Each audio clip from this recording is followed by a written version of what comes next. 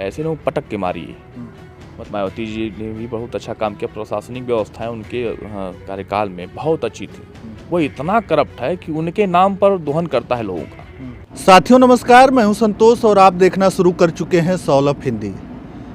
साथियों, हमारे साथ जो कैमरे के फ्रेम में व्यक्ति दिख रहे हैं वो किसी परिचय के मोहताज नहीं हैं। इनका नाम है मनोज सिंह और ये समाज सेवी हैं और तमाम मुद्दों पर मुखर होकर अपनी बातों को रखते हैं। बहुत बहुत स्वागत है मनोज जी, कैसे हैं आप? बहुत बहुत धन्यवाद संतोष जी आपका, और आपने हमें समय दिया इसके लिए। नववर्ष की शुभकामनाएं आपको और पूरे देशवासियों को। अच्छा, आप तो तमाम जो बड़े बड़े मुद्दे उठाते हैं, अभी आपने जो है अपने खून से एक लेटर लिखा और उस पर जो है त्वरित कार्रवाई भी हुई और जो है जो विद्यालयों का जो मर्ज होना था वो रोक दिया गया। तमाम सारे आपने काम किए, तो डर नहीं लगता है आपको? और इस सरकार में और सरकार के खिलाफ ही आप बोलते रहते हैं जब जो ऐसे कुछ मुद्दे हो जाते हैं तो? देखिए, डर रही बात डर की ना, सबसे बड़ी बात यह है कि आपने पूछा कि डर नहीं लगता है। तो डर, जो व्यक्ति साफ हो, जिसका दामन साफ हो, दागदार ना हो, और सबसे बड़ी चीज़ कि जीवन में जिसको पाने की खुशी और खोने का डर ना हो, तो उसको धरती का कोई नहीं डरा सकता सिवाय ईश्वर के।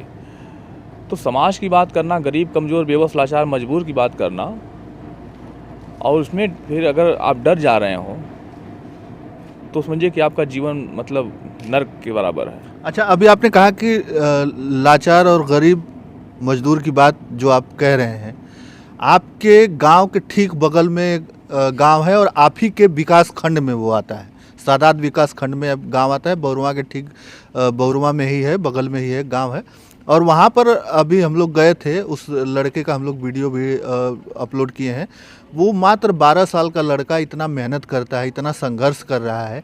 आज तक अगर सरकार के तमाम दावे होते हैं कि नहीं, हम जो है तमाम गरीबों को अपने सरकारी योजनाओं से जोड़ने का जो प्रयास कर रहे हैं, वो पूरी तरीके से उनके जो अधिकारी हैं वो सक्षम कर रहे हैं, लेकिन आज भी उसके घर पर हम लोग गए थे तो ना उसे आवास योजना से जोड़ा गया है, ना ही उज्ज्वला योजना से जोड़ा गया है। तमाम सारी सुविधाएं, जो सरकारी सुविधाएं हैं, वो आते आते वहीं पर ख़त्म हो गई हैं। आप उसके लिए कुछ प्रयास किए कि नहीं? देखिए, वो जिसका आप बता रहे हैं, आपने बताया तो हमें हमारे परिवार का ही संबंधित लड़का हुआ है। अच्छा। ठीक है, वह जाति से दूसरा है, लेकिन हम उसको अपना खून ही मानते हैं और हम उसके लिए बहुत लड़ाई लड़े। मतलब मीडियाबाजी से लेकर के, पेपरबाजी से लेकर के, हमने सब किया। ब्लॉक से लेकर तहसील तक हमने उस मुद्दे को उठाया पिछले 4 साल।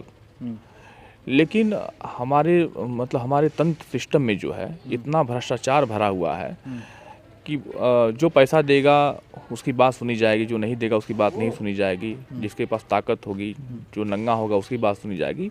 यह पूरी तरह से तय हो चुका है और सच में उसको आवाज़ की ज़रूरत है। हमने उसके आवाज़ के लिए बहुत लड़ाई लड़ी। जो तत्कालीन वीडियो थे उनसे भी हमने बहुत पत्राचार किया, बहुत बहस भी हमारी हुई, तमाम मीडिया में भी आया। लेकिन यह दुर्भाग्य है हमारे विकास खंड का कि सारे लोग करप्शन में लिप्त हैं, चाहे वो ब्लॉक प्रमुख का पद हो, चाहे बीडीओ हो, चाहे वहाँ के कर्मचारी हों। और यह बड़ा दुर्भाग्य है कि बताइए कि मतलब जिसके पास रहने की व्यवस्था ना हो, आज की हमें किसी सदी में जी रहे हैं हम, तीसरी चौथी इकोनॉमी की बात करते हैं, और वहाँ भी अगर हमारे देश में ऐसे लोग हों जिनको कि रहने और खाने की व्यवस्था न हो, तो यह दुर्भाग्य कह लीजिए। इससे बड़ा दुर्भाग्य कुछ भी नहीं हो सकता इस धरती पर। जी।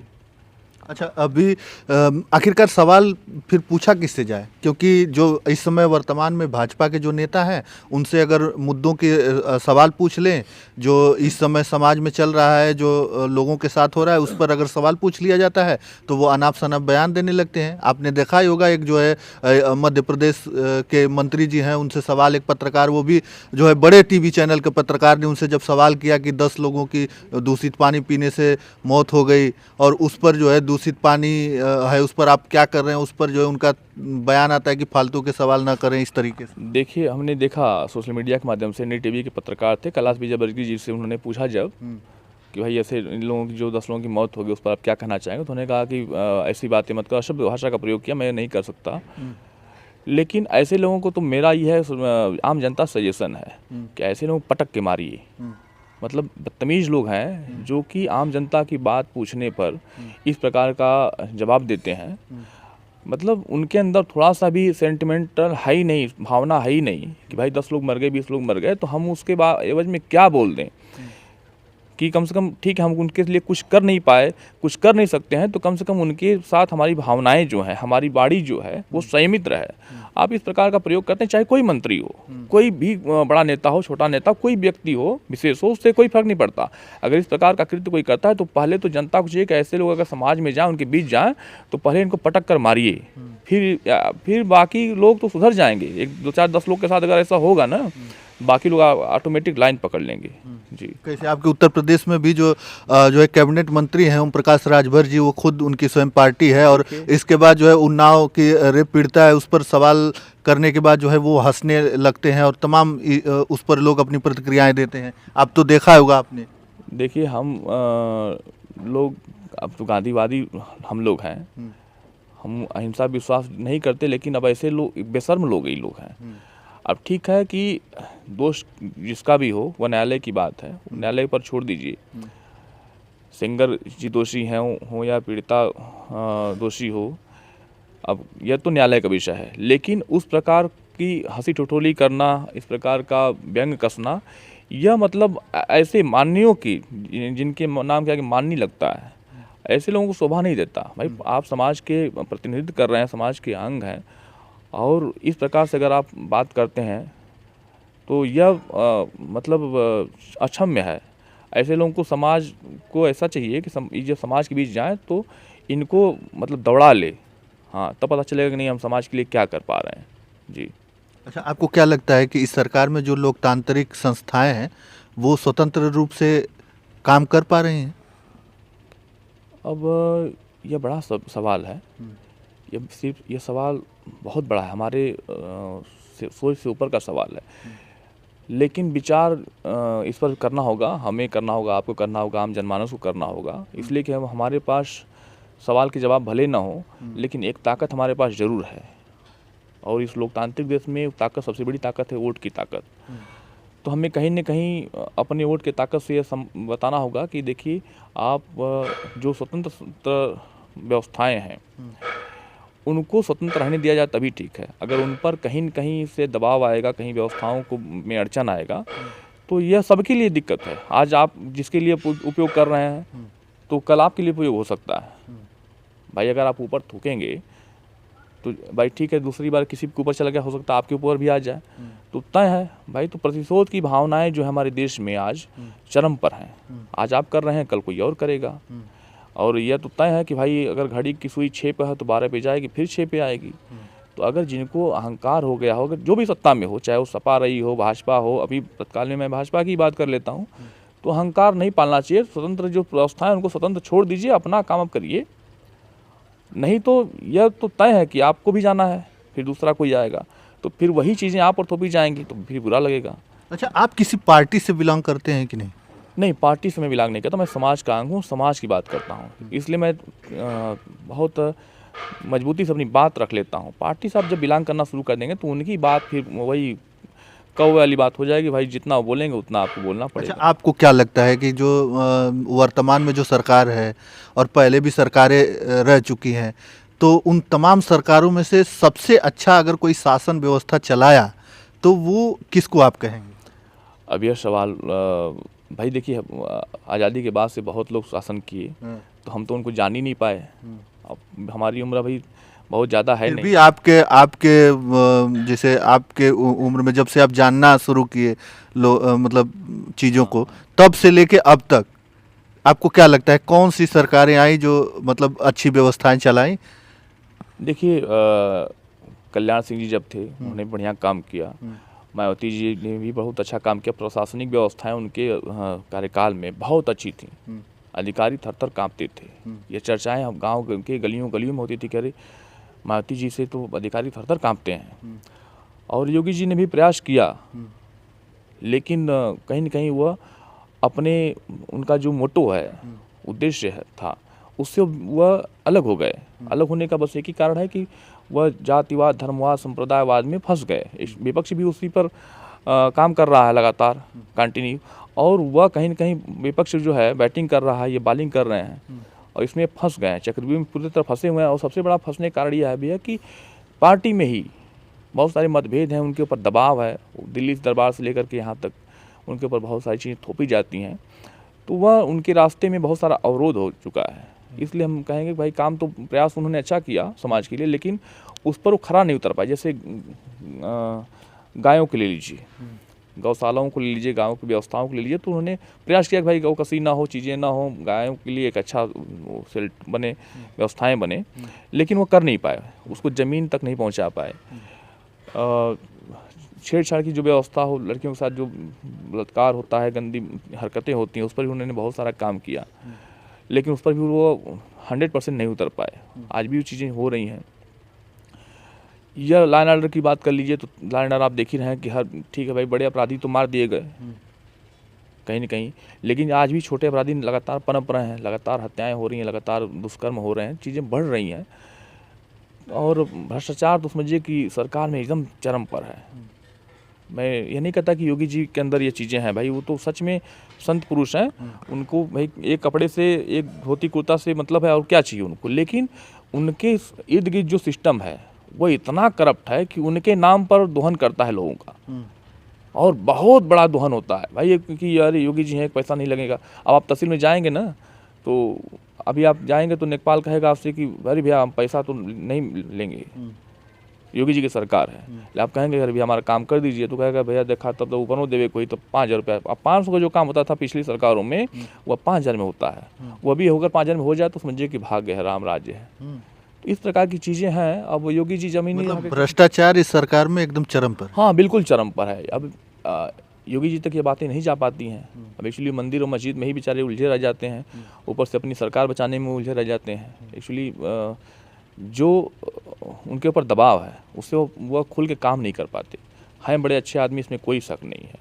अच्छा, जाति धर्म की जो राजनीति है वो जिस प्रकार से पनपी है, आपको लगता है कि यही एक मुद्दा रह गया है, बस जाति धर्म पे चुनाव करो और बयानबाजी करो और इसके बाद जीत जाओ? देखिए, यह तो हमारे देश के लिए बहुत बड़ा कल के लिए यह दुर्भाग्य होगा कि जाति धर्म की जो राजनीति हो रही है। तो हम भाई हिंदू ही थे इस धरा पर, हिंदू से सिख हुए, जैन हुए, पारसी हुए, मुस्लिम हुए, ईसाई हुए, तो आज भी वह कन्वर्जन लगातार चल रहा है, गांव-गांव में चल रहा है। ईसाई मशीनरी अपना काम कर रही है। उसका एक ही कारण है कि हम जो हिंदू हैं, हम हिंदुत्व की बात करते हैं, हिंदू होने की एक बात करते हैं, उनके लिए प्रेरणा देने की बात करें, लेकिन उनके सामाजिक हित की, उनके जीवन की बात नहीं कर पाते। लेकिन क्या सरकार को भी तो समझना चाहिए कि आखिरकार क्यों कन्वर्जन लोग करते हैं, क्या दिक्कत है, उस पर भी तो रहना चाहिए। और सबसे बड़ी बात कि वो टारगेट किन पे करते हैं, जो दलित हैं, जो एकदम से गरीब हैं, उन्हीं को वो लोग टारगेट करते हैं, और वही लोग जो है कन्वर्जन होते हैं। तो आखिरकार क्यों होते हैं, ये जानने का प्रयास नहीं करना चाहिए सरकार को? बिल्कुल करना चाहिए, ये सबको करना चाहिए। ये मैं सिर्फ सरकार की बात नहीं कर रहा हूँ इसमें चाहिए कि पक्ष विपक्ष सबको करना चाहिए। इसलिए अच्छा, एक वीडियो वायरल हुआ था, मैं उसको जो है हालांकि उस वीडियो की पुष्टि मैं नहीं करता हूं, लेकिन एक वीडियो वायरल हुआ तो उसमें देखा जा रहा है कि तलवार और कटार जो है लोग ले जाके दे रहे हैं और कह रहे हैं कि ये जो है लीजिए और इससे अपने बहन बेटियों की सुरक्षा करिए। क्या सरकार से भरोसा उठ गया है कि सरकार सुरक्षा नहीं कर पा रही है, अब जो है हमको ही तलवार और भाले लोगों को बांटना पड़ेगा? नहीं, यह चीज़ें ठीक नहीं है, यह सामाजिक स्तर पर यह ठीक नहीं है। सरकार अपना काम करेगी, प्रशासन पे सबको भरोसा रखना चाहिए, शासन पे भरोसा रखना चाहिए। और ऐसा जो लोग करते हैं काम, मैं इसके खिलाफ रहता हूँ। भाई जीवन जब तक है तब तक रहेगा, लेकिन अगर आप इस प्रकार की चीज़ों को बढ़ावा देंगे, फैलाएंगे, तो हर लोगों के अंदर आक्रोश पैदा होगा, कहीं न कहीं दिक्कतें पैदा होंगी, तो गृह युद्ध छिड़ेगा। फिर आप इस भारत की जो बात करते हैं, आप भारत भूमि, पवित्र भूमि की बात करते हैं, फिर उसका मतलब नहीं रह जाएगा। गंगा जमुनी तहजीब की बात होती है, इसी भारत में विभिन्नताओं का देश कहा जाता है। इसी लोकतंत्र की खूबसूरती को लोग देखने के लिए विदेशों से आते हैं, और वही कहीं ना कहीं हमको लगता है कि खतरे में है। आपको लगता है? बिल्कुल खतरे में है। खतरे का कारण यही है कि हमारे पक्ष और विपक्ष दोनों नेताओं की बात मैं कर रहा हूँ, जो इस देश का प्रतिनिधित्व लोग कर रहे हैं, चाहे वो पक्ष में बैठा नेता हो, चाहे विपक्ष में बैठा नेता हो, दोनों लोग अपनी अपनी राजनीतिक रोटियां सेकने के लिए जो है ये जाति और धर्म में लोगों को बांट रहे हैं। और यह बहुत बड़ा दुखदाई होगा, यह सबके लिए होगा। मैं आम जनमानस से अपील करना चाहता हूँ, जो यहाँ तक हमारी आवाज़ पहुँचे आपके माध्यम से, कि अगर इन नेताओं की आपने सुना, तो आज अब जाति धर्म में मजहब में बंट रहे हैं, अपने अपने समाज के अलग अलग नेताओं के चुनाव कर रहे हैं, कल को ये नेता आगे निकल जाएंगे, देश छोड़ के विदेश चले जाएंगे और हम और आप लड़के हम मरेंगे, देख लीजिएगा, ये तय है जी। यह नहीं होना चाहिए। इस प्रकार से सामाजिक संदेश कहीं ना कहीं लोगों को देना चाहिए कि भाई हम एक रहेंगे तभी मजबूत रहेगा, हमारा देश रहेगा तभी आप नेतागिरी करेंगे ना हो। आप देश नहीं रहेगा, गृह युद्ध छिड़ जाएगा, इसमें लोग नहीं रहेंगे तो आपकी नेतागिरी, आपका पद, आपकी प्रतिष्ठा किस काम की। अच्छा, चलिए आखिरी में हम यही जानना चाहते हैं, क्या मनोज सिंह आने वाले चुनाव में कहीं खड़े दिखेंगे, चुनाव जो है लड़ेंगे, या अभी जो है पंचायती चुनाव आ रहा है उसमें खड़ा दिखेंगे, या फिर विधानसभा आ रहा है उसमें खड़ा दिखेंगे? ये समय पे छोड़ दिया जाए, और अगर सीटें कुछ नहीं ऐसी अनुकूल तो बिल्कुल मैदान में आएंगे। मैदान में आने का मतलब ये नहीं हमारा है कि हमें धन अर्जन करना है या कहीं कुछ ऐसा अपनी व्यवस्थाओं को बढ़ाना है, नहीं।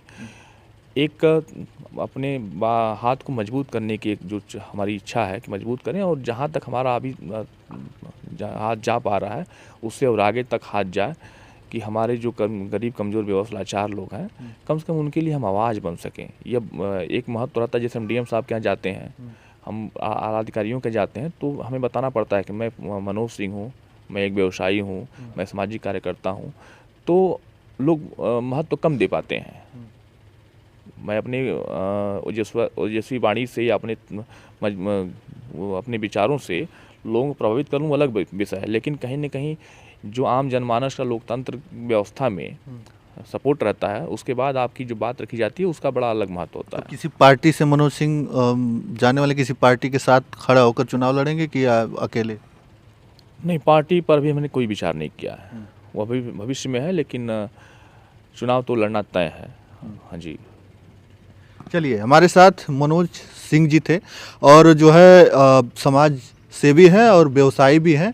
तमाम मुद्दों पर बातें किए, और हर मुद्दे पर बात भी करते हैं, चाहे वो राजनीतिक हो, सामाजिक हो, और वर्तमान में जो चल रहा है उन पर मुखर होकर अपनी बातों को रखते हैं। लड़ाइयाँ बहुत सारी लड़ी हैं इन्होंने और लड़ते भी हैं।